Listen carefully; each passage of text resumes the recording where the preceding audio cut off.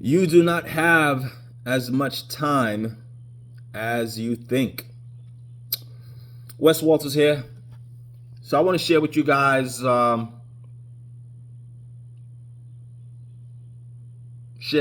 something that just happened to me.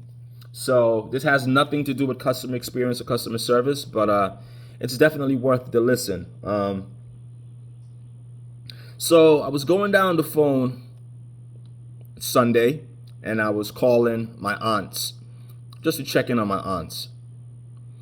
And one of my aunts passed last year, and normally the way I save individuals in my phone so that I remember how I met them, so to protect my cousins and the integrity of my cousins, let's say Auntie Jackie, because I don't have an Auntie Jackie, right? So I was scrolling through my aunts, and I still have Auntie Jackie's number in my phone. And right beneath Auntie Jackie's number was Auntie Jackie Debbie.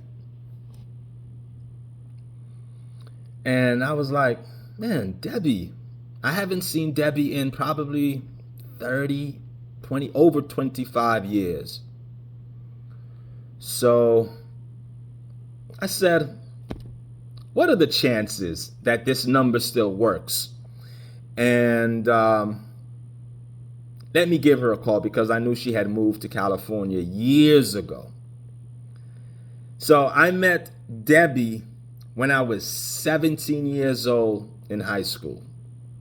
My aunt introduced me to Debbie. This was her friend. I was like, hey, Debbie, how are you?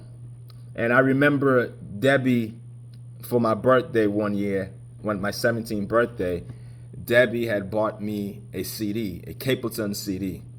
And I played that, and I still have that Capleton CD to this day. And I played that CD because it was fresh, and I listened to that CD all the time. And I just, when I spoke with her, I told her I still had the CD. It's crazy. And so I called. I said, just hit the name and see if she remembered me.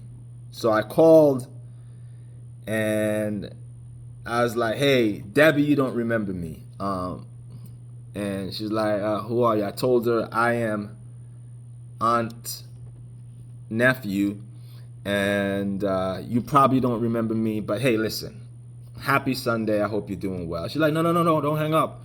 Is everything okay? What's going on? I said, remember me? I was 17. I met you. I was driving your Suzuki Suzuki Samurai. And when she said that, she was like, oh yeah, I remember you. That's how long ago it was. A Suzuki Samurai. Not even the new one, the Sidekick, but the Samurai, right? And she's like, I remember. She's like, is everything okay? I said, everything is okay. I just reached out because I saw your name under my aunt's name. And I said, for giggles, let's see if this number still works.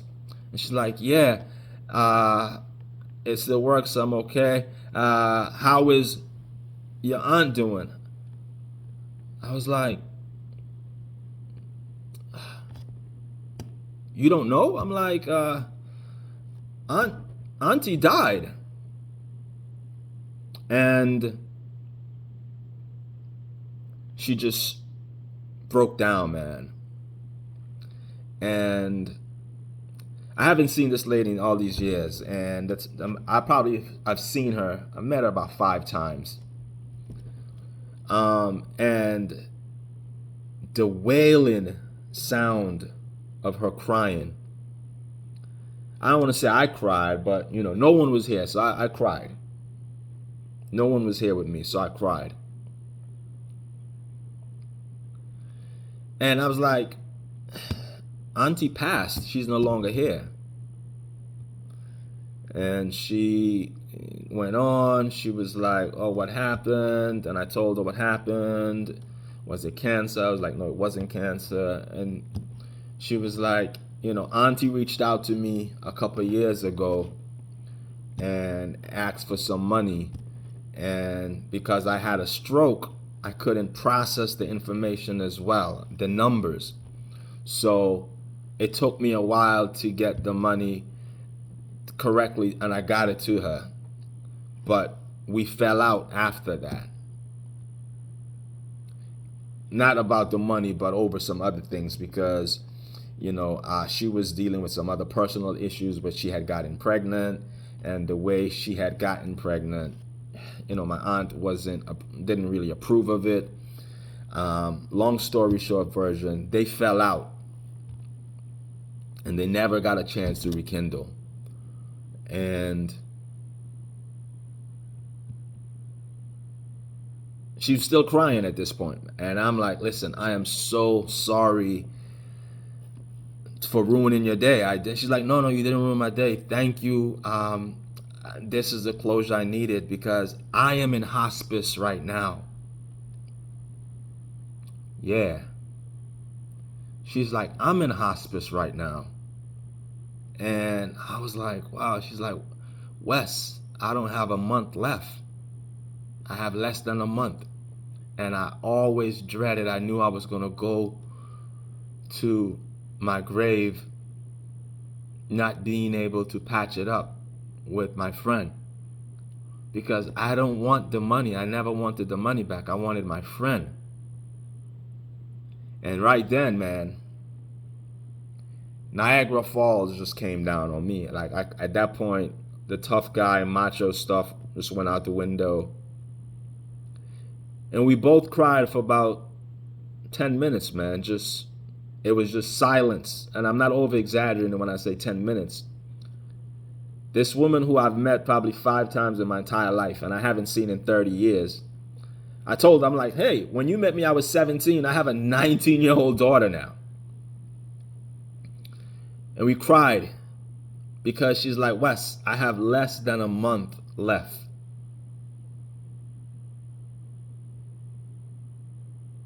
She's like, I said, like, I'm so sorry for ruining your day. She's like, you didn't ruin my day. I knew I was going to go to my grave not being able to patch things up with her. And she passed before me, but at least now I know I'm at peace, because I loved your aunt so much.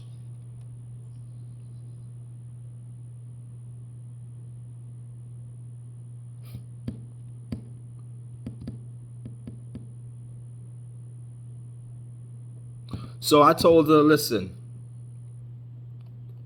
for the month that you have left, I'm going to call you every day for the month. And when I call and you no longer pick up, I will know that you have transitioned. She was like, Wes, if you did that for me, first of all, you raised my spirit so much right now, because she's like, I got this. It's a slew of things, so I'm not going to make it. I have less than a month. And if you could do that to me, it would mean so much, because besides my son,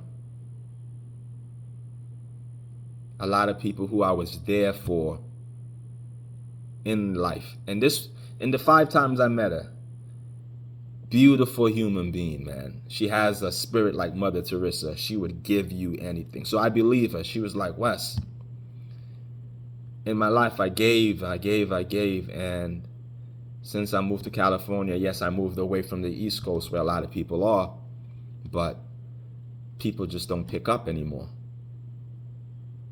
Your aunt and I, we fell out. She would not pick up when I call.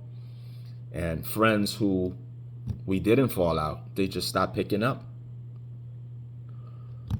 The chances of this lady still having the number that I remembered she had since I was 17 is quite remarkable. One, it's not remarkable, that's God. The fact that I was scrolling through my aunt's names and I saw her and I said, let me just call her for giggles. And she picked up. Not only she had the same number, but she picked up. Is God again. And there's so many takeaways here, man. The biggest takeaway is, well, I thank the Creator for using me to brighten up her day. But also, we don't have as much time as we think. Me, I pride myself with, taking my health very seriously. But when I used to work at Emory Hospital, I've seen people who look just like me, healthy, triple bypass, healthy, this surgery, that surgery, healthy and gone. So we never know. Yes, it's important to take health seriously, but I've seen healthy people gone. You could be healthy and get in a car accident. You could be healthy and die in a plane crash. We don't know how much time we have, man. So the people that you love, spend time with them. Tell them you love them. Show them you love them.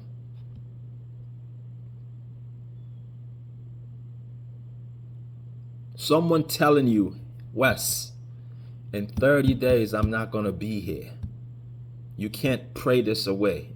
I don't have one disease. I have 4. I am not going to be here in 30 days. Someone telling you that.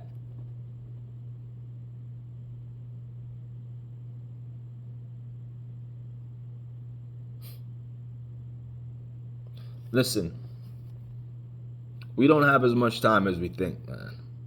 The audacity of you to be like, well, I'll do it tomorrow. I'll tell her tomorrow. I'll tell him tomorrow.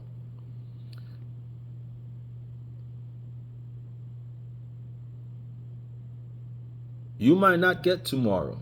Tell them today. Tell them today, man. For the 30 days, again, I'm going to call this lady every day for the next 30 days. But her being in hospice, like, there's so much to unpack, man. Like, listen, the people that you love, tell them, show them. Because hearing this lady in hospice by herself and all she has is her son, the people that you have in your life, keep them close, man. Keep them close. The people that you have in your life, keep them close. The petty shit, the petty stuff, patch it up, man. Because you don't want to be in a hospice by yourself alone, man. That's another lesson. You don't want to be in a hospice dying by yourself alone. Where I can testify this lady was a good woman throughout her life. When friends are gone. You got someone in your life, you love them, keep them close, man. Keep them close. That's all I got to say, man. Happy you guys enjoy your day.